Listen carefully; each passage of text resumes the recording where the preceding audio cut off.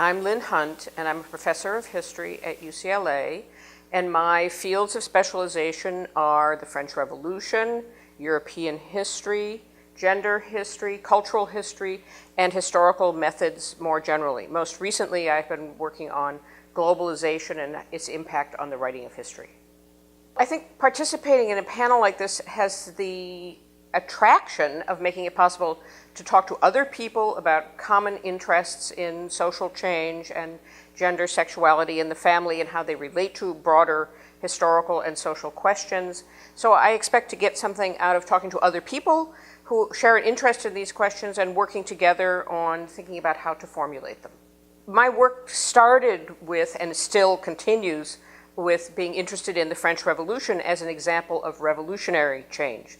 So one of the things I've always been very interested in is what happens in a revolution, how is a revolution different from a normal political, social, cultural period of time, and what are the advantages of revolutionary change and the disadvantages of revolutionary change. I've written on the subject of human rights, and that's obviously something that people are really, really interested in right now. So I think that's a very relevant area. But also the whole issue of gender, sexuality, and the family is very much on the front burner for many people, both in the United States and around the world. So having a historical perspective on that, I think, is really helpful in understanding why these are such pertinent issues and why people get so agitated about them. I decided to do a book on the history of human rights in the 18th century, in part because I knew from studying the French Revolution that the question of the rights of Jews, of Protestants, of women, of black slaves and mulattoes in the colonies all came up in this period. And so I was interested in, well, how does the question of human rights come up in the first place? Why is it happening in the 18th century in this way? And what are the consequences of rights coming up in this kind of context? So my first question was, frankly, a very simple one, which was, why did they use the expression rights of man in the case of the French Revolution? Why not human rights the way we do now? So that set me off on a long journey to figure out why people talked about rights the way they did in the 18th century and how everything crystallized around this term, rights of man, starting in the 1760s and 1770s and carrying right through the French Revolution. And one of the interesting byproducts of looking into that was finding out that, much to my surprise, rights of man, the English translation of the French droit de l'homme, was actually the dominant expression in English all the way through the 19th century and into the 20th century. So rights of man, the way it was crystallized by the French as les droits de l'homme, had an enormous worldwide impact in the way people talked about rights. So I started with that, and then that got me to this second set of issues, which is, how did all these other kinds of rights come up? Why were many of them denied? Actually, not many of them. I should say the most important case of them being denied was the case of women. Why women didn't get rights and slavery was abolished. Why the issue of the rights of mulattoes was a kind of wedge issue in terms of the rights of blacks, because they were free blacks, supposedly having some black blood, but themselves property owners, and in fact, in many cases, slave owners. And what about religious minorities? How is it that Jews got rights in France in 1791 when Jews had rights on a nationwide level nowhere else in the world? How did that happen? So I got really interested in what I call the bulldozer effect. That is, that once people start thinking about rights, they start thinking, oh, what about me? Why am I not getting rights? So you at least get the start, for example, of a discussion about color, and you certainly get a discussion about religion, and you also get a discussion about sex. So race, gender, all of these, property owning, all of these issues come up because the notion of rights somehow takes hold in this period. So I got interested both in sort of where it came from and also how it has this cascading effect. That once you have the notion of rights, other groups are going to say, what about me? And going right down to the present, where we're now reaching new frontiers, not just with gay marriage, but also with the question of the rights of animals. How come animals don't have rights? Aren't humans animals? What is the distinction between humans and animals? A whole new set of questions has been raised as a result of this kind of 18th century interest and kind of rooting of the notion of rights. In my work in the French Revolution, I became interested over time in the obvious question, which was, why did women not get rights in the Revolution? But also, the accompanying question, why was the question so much discussed for the first time in this period? Because the sort of discussion about women's rights really takes on a whole new tone and tenor as a result of the French Revolution.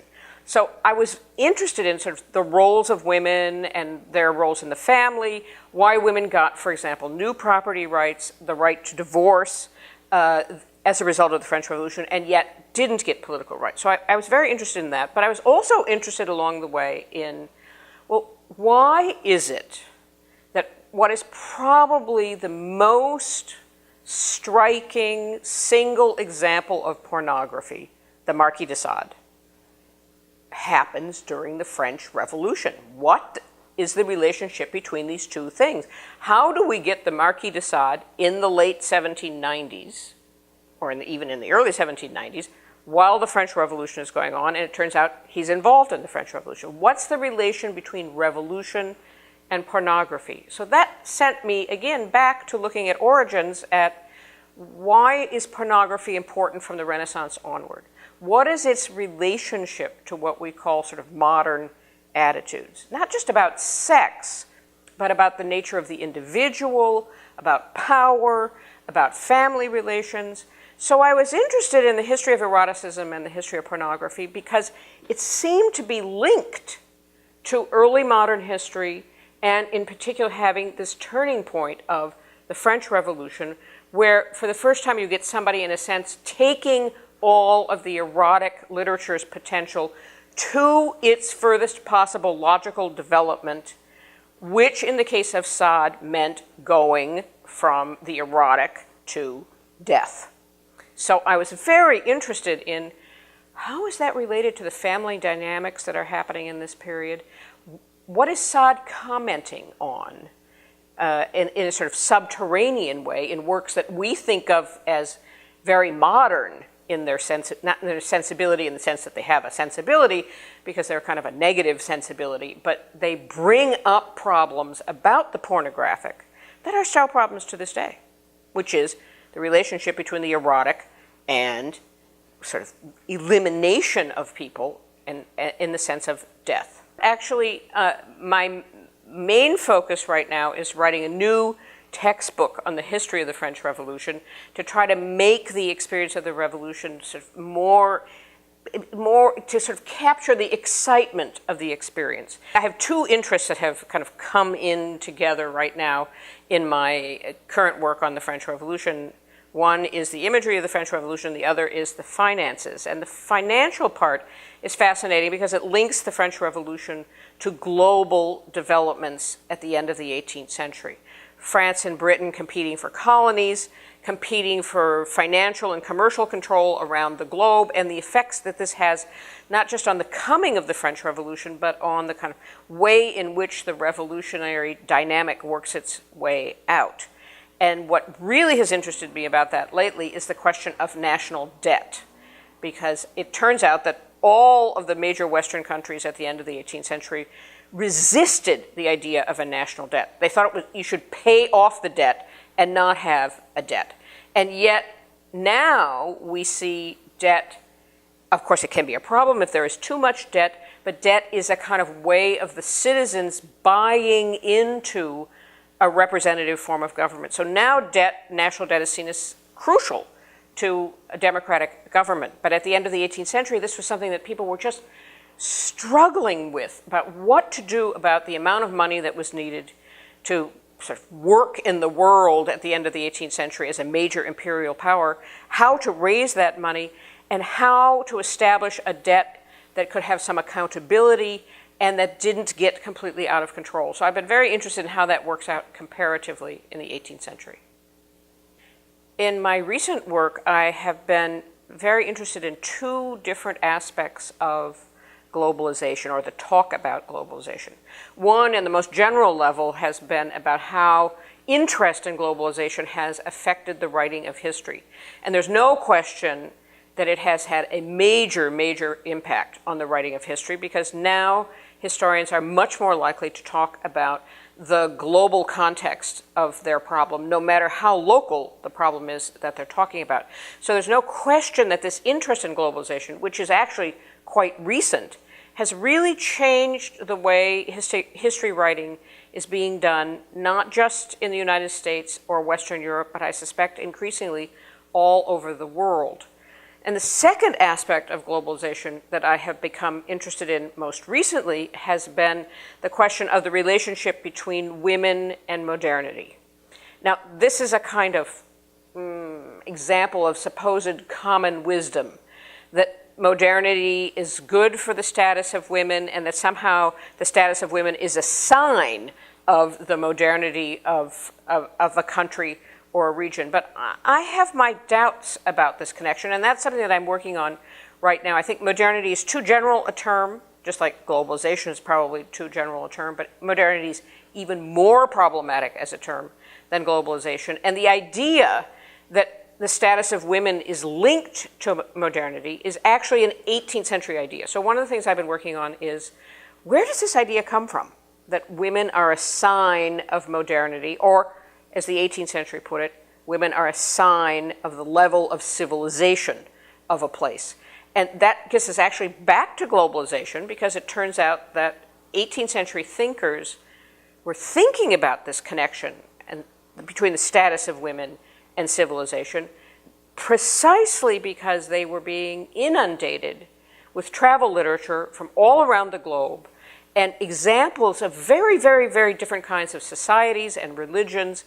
And they became interested in the status of women, not because they were so in favor of women's rights, for example, because hardly any of them were, but because they were interested in what that said about society, about social relations, and in particular what it said about the difference between the West and the rest of the world.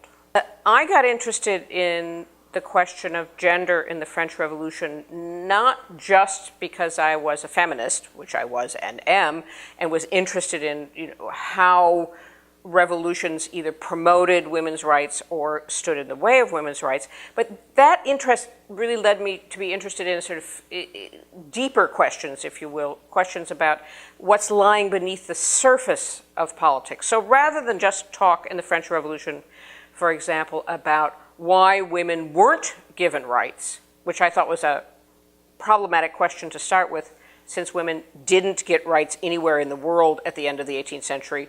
Why was it surprising that they didn't get them from the French revolutionaries either?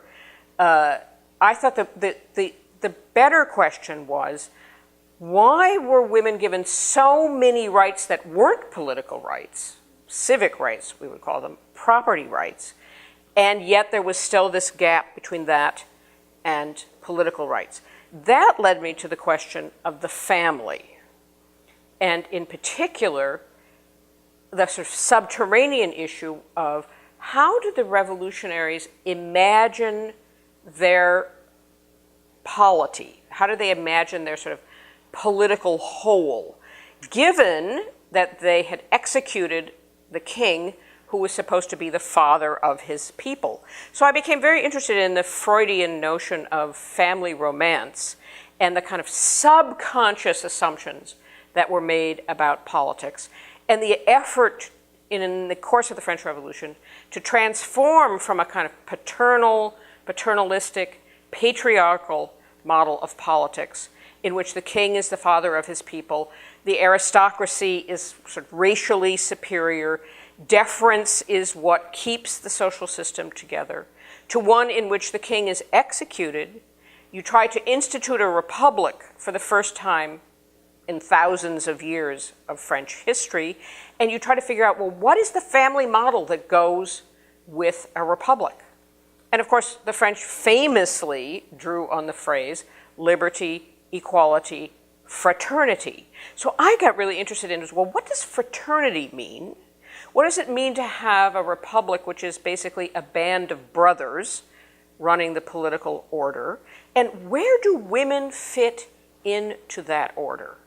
And that got me interested in the laws governing the family, the laws even determining what age someone would become able to make their own adult decisions, laws limiting the powers of fathers, all of which were instituted during the French Revolution. And also greater rights for women in terms of property, in terms of their role in the family, and of course in terms of, for the first time in French history, granting the right to divorce equally to women and men on the grounds, various grounds that were as liberal as the divorce laws in France were finally to return to in the 1970s. So I was really interested in how it is they could imagine all of these kinds of changes, even with the limitations in the long run of women's political rights as opposed to civil rights.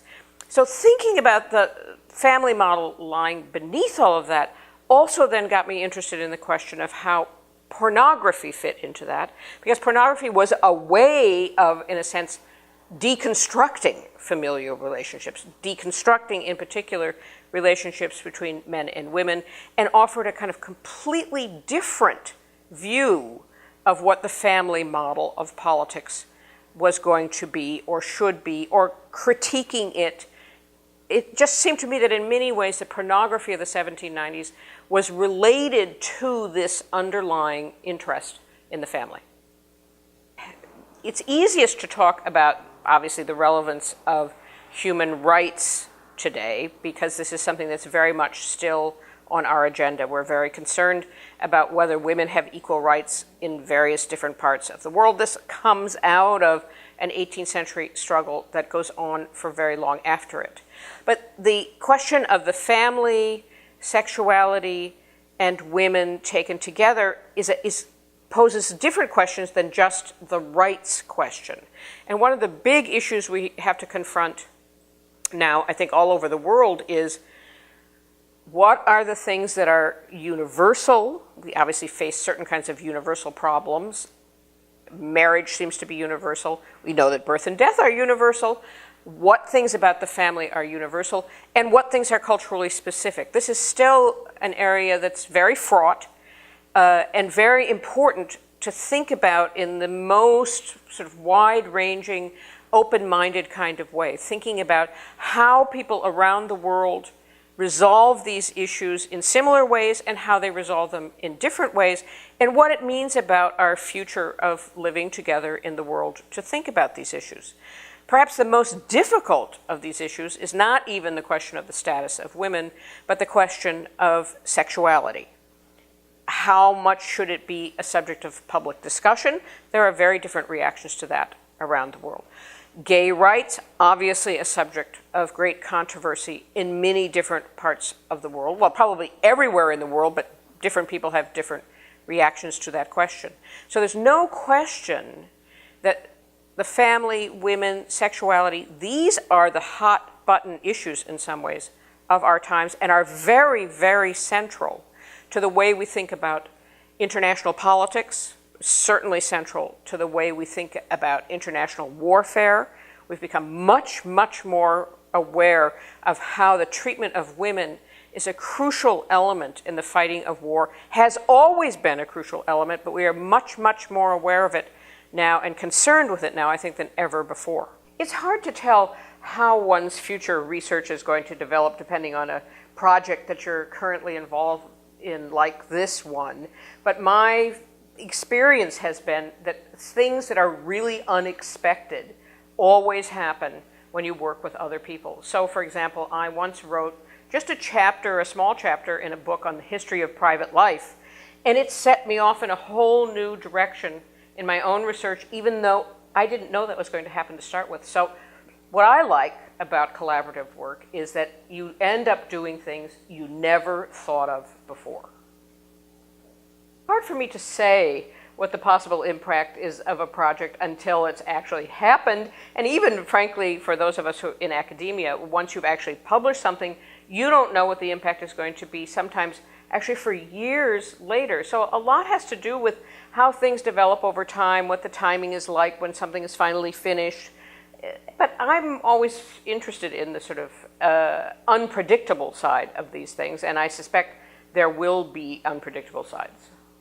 It's very hard to pick one thing that I would like to most achieve either in the world as a whole today or in this country, because there are so many different levels of issues. I mean, obviously, for example, I would like to see health care guaranteed for everyone in the country, but that's a kind of internal to the United States issue, and that may even have to take second place to the issue, for example, of how we have let our electoral system go out of control by allowing it to be controlled by a very small number of rich people on both sides of the aisle. Whether we can continue to have a functioning representative government under those conditions, it seems to me, is very much up in the air. But that's not a problem that everyone in the world is worrying about right now. For me, worldwide, what I want to see is people in more communication with each other. Obviously, the best thing would be if there were a lot fewer wars than are going on right now. But I think the crucial step that needs to be taken is the kind of step we've just taken in reestablishing relationships with Cuba, which is to talk and to have interchange between people in the world, it seems to me, has accomplished perhaps more than anything else politically or diplomatically, or certainly in terms of warfare, has accomplished in the post-World War II era, and it's something I think we need to keep pushing for. It's one of those subterranean things that may change the world more in the long run than any of the specific political, diplomatic, international, or certainly making war is going to change in the future.